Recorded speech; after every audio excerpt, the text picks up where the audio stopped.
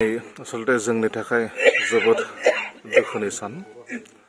जों नखर फोलेरनि थाखायल' नङा, गासै जोंनि धनस्री साब डिभिजननि सिङाव थानाय जोंनि बर' माहारि एबा जोंनि खाथि खाला थानाय जोंनि गासै हारि माहारिफोरनि थाखाय जोंनि मोनसे दुखुनि सान।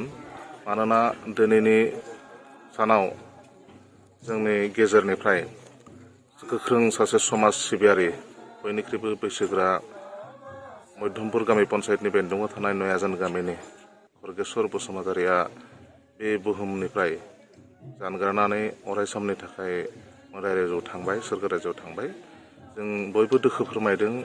जोंनि बर'नि हारि माहारि सिबिग्रा गौथुमफ्रा बियो थुबुर जाफैदों आरो ओनसोलनि जोंनि रायजो राजाफ्रा ज' जाफैनानै बिथांनि बे जोबथा बुब्लियाव बिथांखौ बिदाय होनो थुबुर जाफैनायखौ जों नुनो मोन्दों।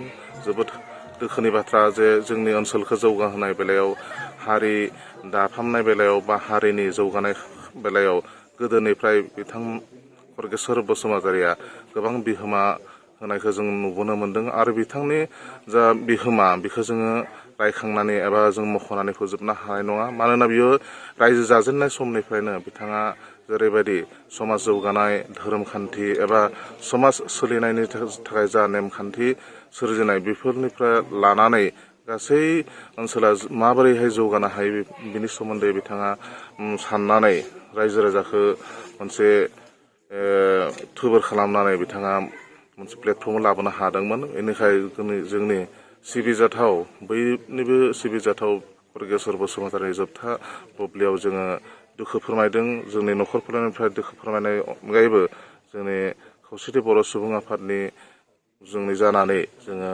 बिथांनि दिनै रुंसार जानाय सानाव जोङो गोथौयै दुखु फोरमायनायजों लोगोसे जोंनि बिथांनि नखर फोलेरनि गासै सोद्रोमानिसिमबो जोङो जोंनि दुखु मोननायखौ जोङो फोरमायहरदों।